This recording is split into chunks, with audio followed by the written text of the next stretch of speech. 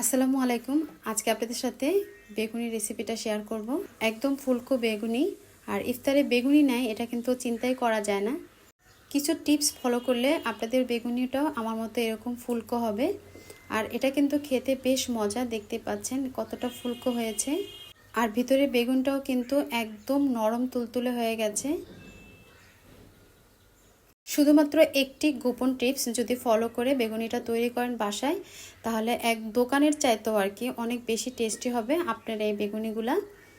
বেগুনি তৈরি করার জন্য আমি নিয়ে নিয়েছি এখানে বেগুন। এখানে দুইটা বেগুনকে আমি সুন্দর করে কেটে নিয়েছি। আর কাটার স্লাইসটা আপনারা দেখে বুঝতে পারবেন, খুব যে একেবারে পাতলা সেরকম না। আর বেগুনের একদম শেষের যে পাটটা সেখান থেকেও কিন্তু একটুখানি বেগুনের ছাল আমি ফেলে দিয়েছি, যাতে করে বেসনটা খুব ভালো করে আটকে নেয়। তো আমি বেগুনটা ধুয়ে নিয়েছি, তারপর এখানে 2 মগ পরিমাণে পানি দিয়ে লবণ দিয়ে এটা ভিজিয়ে রাখবো।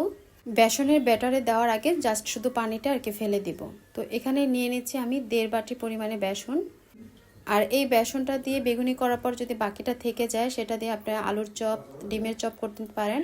আবার বেশি থাকলে সেটা নর্মাল ফ্রিজে রেখেও পরের দিন আবার ব্যবহার করতে পারবেন। বেসনের ভিতরে দিয়ে দিচ্ছি 1/2 টেবিল স্পুন হলুদের গুঁড়া, ধনিয়ার গুঁড়া দিয়ে দিচ্ছি সামান্য পরিমাণে, জিরার গুঁড়া দিয়ে দিচ্ছি সামান্য পরিমাণে, গরম মশলার গুঁড়াটাও দিয়ে দিচ্ছি সামান্য পরিমাণে, মরিচের গুঁড়া দিয়ে দিচ্ছি 1 টেবিল স্পুন, আর লবণ দিয়ে দিচ্ছি স্বাদ মতো, মানে হাফ চামচের চাইতে একটু কম লবণ দিয়েছি।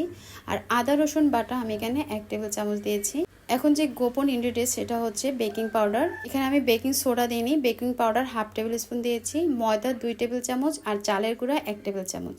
চালের গুঁড়াটা দিলে কিন্তু খুব ভালো, এটা মচমচে হবে। আর যদি নিজের হাতে ভাঙানো বেসন হয় তাহলে তো চালের গুঁড়া আগেই থাকে, তা না দিলেও হবে। তারপরে এর ভিতরে পানি দিয়ে নেব, পানি দিয়ে খুব ভালো করে এটা ফেটিয়ে নেব। আর পানিটা অবশ্যই অল্প অল্প করে দিতে হবে, এমনভাবে ফেটাতে হবে যাতে করে আঙুলটা চুবিয়ে যেন আঙুলের ভিতরে একটা কোটিংয়ের মতো আর কি পড়ে।